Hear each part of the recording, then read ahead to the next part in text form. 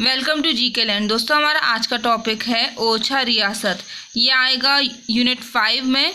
मध्य प्रदेश की प्रमुख रियासतों का टॉपिक है बुंदेली रियासत, उसी के अंदर।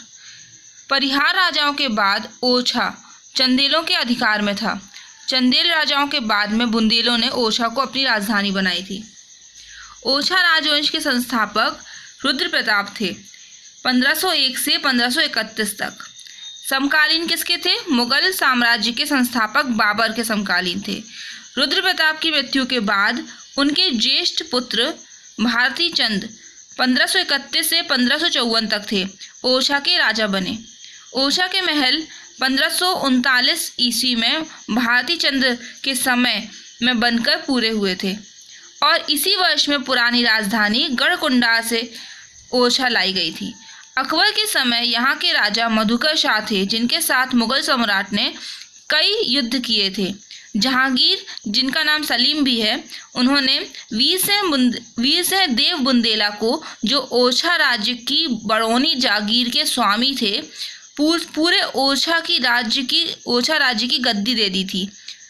वीर सिंह देव ने ही अकबर के शासनकाल में जहांगीर के कहने से अकबर के विद्वान दरबारी अबुल फजल की हत्या करवा दी थी। फिर बाद में जहांगीर मतलब सलीम ने वीर सिंह देव को ओरछा का शासक बना दिया था और इनके अग्रज राम शाह को वहां से हटाकर चंदेरी का राज्य दे दिया था। स्थापत्य कला क्षेत्र देखें तो वीर सिंह देव ने स्थापत्य कला के क्षेत्र में नवीन बुंदेली स्थापत्य की शैली को जन्म दिया। इन्होंने दिसंबर 1618 ईस्वी में एक साथ 52 इमारतों की नींव डाली थी, जिसमें से इम्पोर्टेंट कौन से हैं? तो दतिया का सतखंडा महल, ये पूछता है किसने बनवाया, तो वीर सिंह देव बुंदेला ने बनवाया था इन सबको। किसको? दतिया का सतखंडा महल, मथुरा का केशवराव का मंदिर, करेरा एवं झांसी का किला, धमोनी का किला और ओरछा का जहांगीरी महल। इसके पश्चात जुझार सिंह और पहाड़ सिंह, ये दो फेमस लोग थे, ओरछा के प्रमुख राजा रहे। इसके बाद मराठों द्वारा फैलाई जा रही अराजकता के बीच महाराजा विक्रमजीत सिंह 1776 से 1817 तक थे और ये राजा बने थे। ठीक है। मराठों के आतंक एवं लूटमार से परेशान होकर सन 1783 में उन्होंने राजधानी ओरछा से हटाकर टेहरी में स्थापित की। टेहरी कोई नई चीज़ नहीं है, ये टीकमगढ़ के नाम से जाना गया बाद में। कब? 1787 ईस्वी में। फिर एक टाइमलाइन देखते हैं। विक्रमजीत सिंह के बाद आए इनके पुत्र धर्मपाल राजा बने। कब से कब तक? तो 1817 से 1834 तक। फिर जीन बैप्टिस्ट को हराया और सिंधिया का फ्रांसीसी सेनापति था। किसने हराया? तो इन्होंने, धर्मपाल ने। और लॉर्ड हेस्टिंग बुंदेलखंड में कब आए थे? तो 1817 में। और राजा धर्मपाल के समय पिंडारियों के दमन के लिए आए थे। ठीक है। फिर धर्मपाल की जानकारी देखते हैं। धर्मपाल सिंह की 3 रानियां थीं, गरई रानी, लड़ई रानी, हरई रानी। और इनमें से जो गरई रानी है, इन्होंने टीकमगढ़ में नज़रबाग मंदिर बनवाया था। कौन सा? नज़रबाग मंदिर। फिर लड़ई रानी, इनको बुंदेलखंड की विक्टोरिया कहते हैं। ठीक है। और धर्मपाल सिंह के बाद इनके गोद लिए पुत्र, अब इन तीनों के कोई पुत्र नहीं था तो इसलिए गोद लिया, और इनके गोद लिए हुए पुत्र तेज सिंह ओरछा के राजा बने। और इन्हीं के समय में दिसंबर 1835 ईस्वी में कर्नल स्लीमैन थे, वो ठगों के दमन के लिए कहाँ आए? तो टीकमगढ़ आए थे।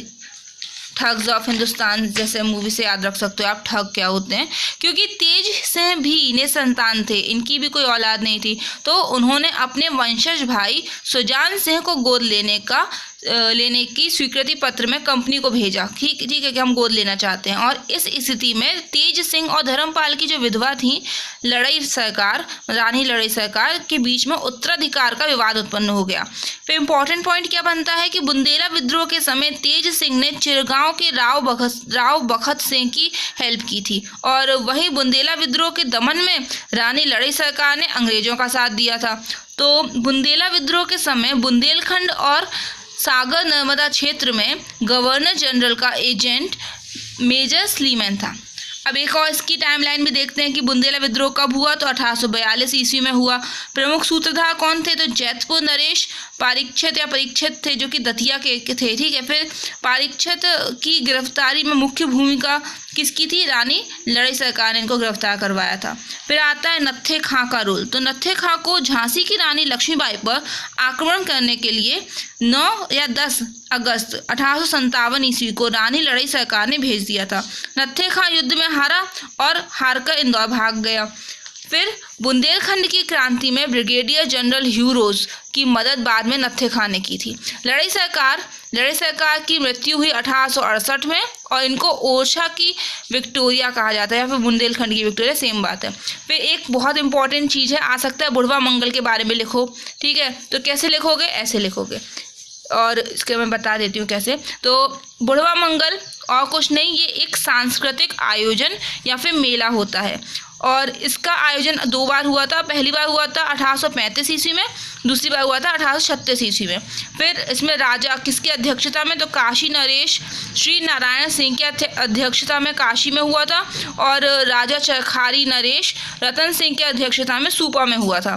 फिर तो जब ये काशी में हो रहा था 1835 में, तो इसमें कौन कौन शामिल हुए, जैतपुर राजा परीक्षित, उनके भतीजे चरखारी नरेश रतन सिंह, जिन्होंने बाद में करवाया था, वो पहले शामिल हुए थे। फिर बुंदेलखंड के कुछ प्रमुख मतलब इम्पोर्टेंट राजा भी।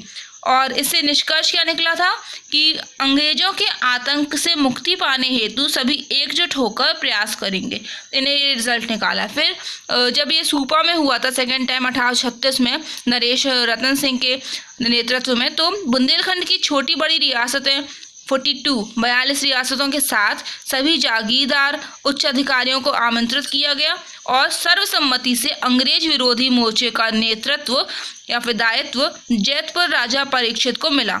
और इसका जो फुल एंड फाइनल रिजल्ट निकला वो ये था कि इस प्रकार एक सांस्कृतिक आयोजन जो कि एक मेला था, बुढ़वा मंगल मेला, इसकी आड़ में 1842 में 1842 में बुंदेला विद्रोह की नींव रखी जा रही थी या पृष्ठभूमि निर्मित की जा रही थी। Okay, thank you friends, bye.